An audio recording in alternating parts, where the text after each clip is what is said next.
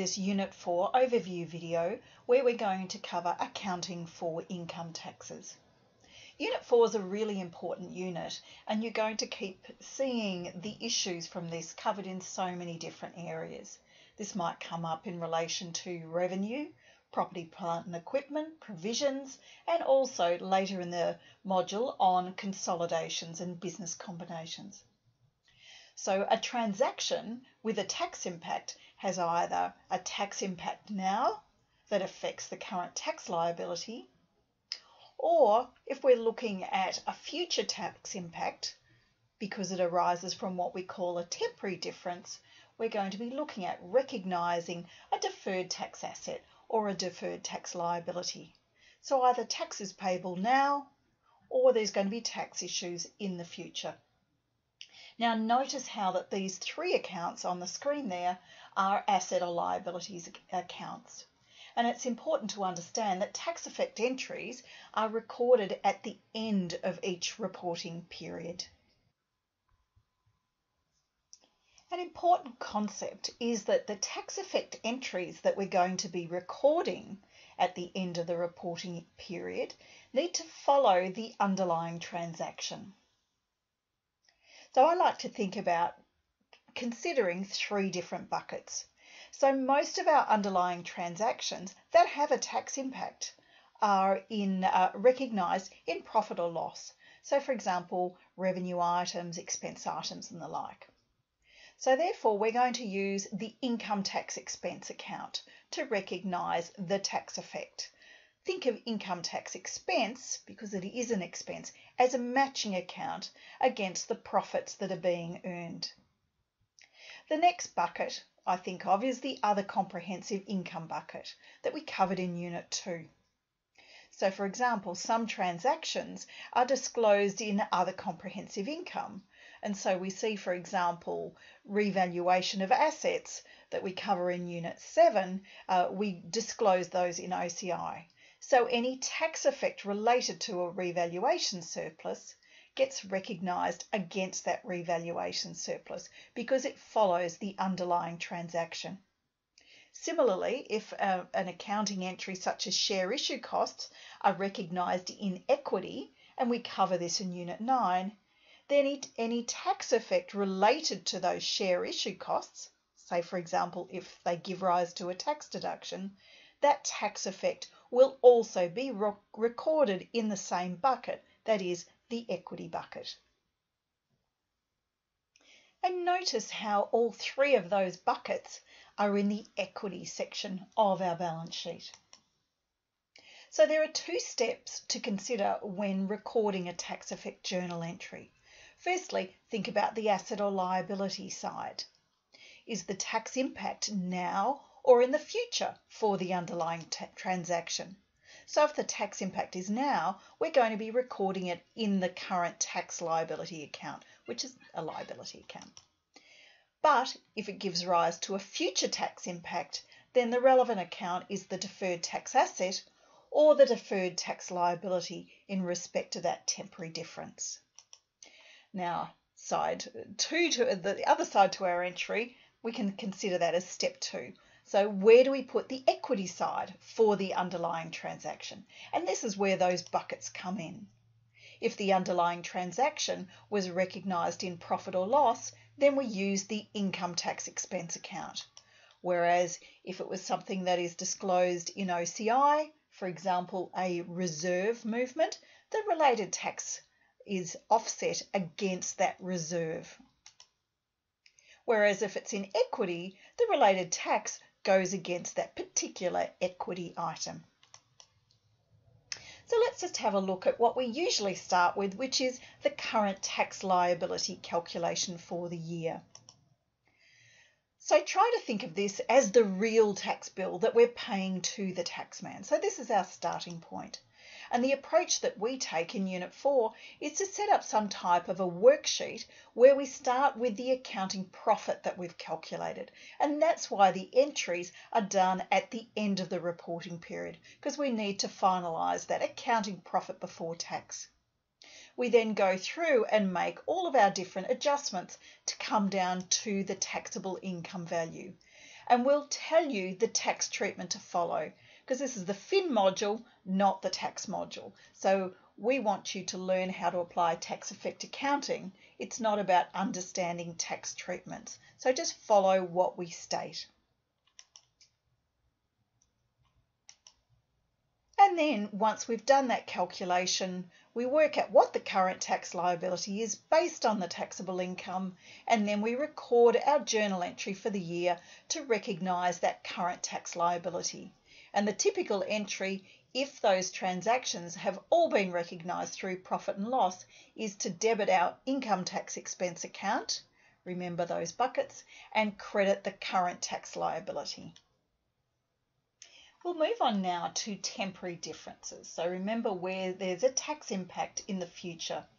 And I think that temporary differences are perhaps the most challenging part of Unit 4. So here we're trying to work out whether the tax treatment that differs from the accounting treatment gives rise to a deferred tax asset or a deferred tax liability.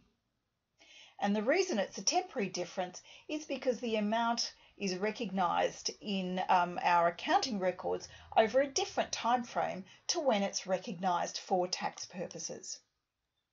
So IAS 12 tells us there are what we call taxable temporary differences, and these result in what we call a deferred tax liability. That means that we're getting the tax benefit up front, but we'll have more tax to pay in the future, so we need to recognise a liability. The other side is where we have what we call deductible temporary differences. And when we have those, we recognise a deferred tax asset. And this is because we're paying tax up front, a bit like prepaying our tax. Therefore, because it's a temporary difference, we'll get some sort of tax benefit in the future, so we recognise an asset. In the CSG, we explain that there are rules to calculate the temporary difference. So what we're starting with is what's in our accounting records. What's the carrying amount at the end of the year? Then we subtract from that the tax base at year end. And again, this is an area where people often find it a bit tricky.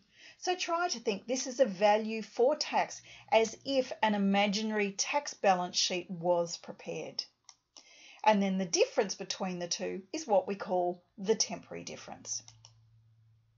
And that will give rise to either a deferred tax asset, remember that's a bit like a prepayment of tax, or a deferred tax liability, where we'll have more tax to pay in the future.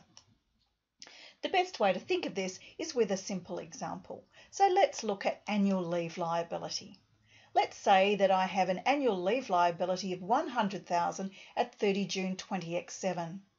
We've expensed $100,000 more than has been paid. So for example, maybe my accounting expense for annual leave is $600,000, but by year end I've only paid $500,000. So I've got a $100,000 liability. Now assume for tax purposes that the tax deduction arises only when the annual leave is actually paid. So we're going to have $100,000 in deductions in the future, because at the moment we've only got $500,000 in deductions, yet $600,000 expense. So there will be $100,000 more deductions in the future because of that annual leave liability balance. This gives rise to a temporary difference because the expense for accounting, $600,000, and the tax deduction, $500,000 now, but $100,000 in the future, they fall into different periods. And let's assume that the tax rate is 30%. So what I need to do is firstly work out the tax base of the annual leave liability. And there are two approaches that we cover in the CSG. The first is the formula approach. My carrying amount of my liability is $100,000. I subtract for this liability my future deductible amounts. I'll get $100,000 in future tax deductions when they're paid, and I add on any future taxable amounts, which I assume for a liability is zero. There won't be any taxable amounts in the future. Alternatively, You might just like to think about it using a notional tax balance sheet approach, and I find this a bit simpler. The tax base of the annual leave liability is zero because for tax purposes you're only getting a deduction when the amount is paid. So having this accounting liability of $100,000 is really meaningless in a notional tax balance sheet. So its tax base is zero. So either way, whether I use the formula or the notional tax balance sheet approach, either way, my tax base is zero. Now that I know that, I can continue with my tax effect accounting calculation. My carrying amount of the liability is $100,000 and it's greater than my zero tax base. Therefore, I've got a temporary difference of $100,000. I need to allocate that temporary difference. I need to apply a relevant rule. My rule is for a liability because it's the annual leave liability. My carrying amount is greater than my tax base, therefore I have a deductible temporary difference. Because it's a deductible temporary difference, multiply it by the tax rate, I'm going to have a deferred tax asset of $30,000 because I'll get that tax benefit in the future when I take the tax deduction once that $100,000 in annual leave is paid. So look out for the worked examples and activities because lots of practice with tax effect really helps. So just briefly, this is what a deferred tax worksheet might look at by the time you consider all of your different temporary differences that are existing at the end of your reporting period. So you can see I list down all those relevant balance sheet items where there are temporary differences, compare them, the carrying amount with the tax base, and work out whether it's a taxable or deductible temporary difference. Crunch it through at 30% to find the closing balance that we need to recognise in the balance sheet for the DTA and the DTL. Because they're balance sheet accounts, the opening balance from the previous period carries forward. It's already recorded. So therefore, what we're doing with deferred tax is recording the journal entry being the movement for the year. So in this worksheet that's on screen there, you'll see that I'm picking up the values in that red box. So I'm debiting my DTA, 10,500, crediting my DTL, and the balance goes to my income tax expense if I'm assuming that all my underlying transactions were recognised through profit or loss. So lots of practice in Unit 4 to help you with tax effect, and you will find that you'll revisit this unit time and time again as you progress through the FIN module.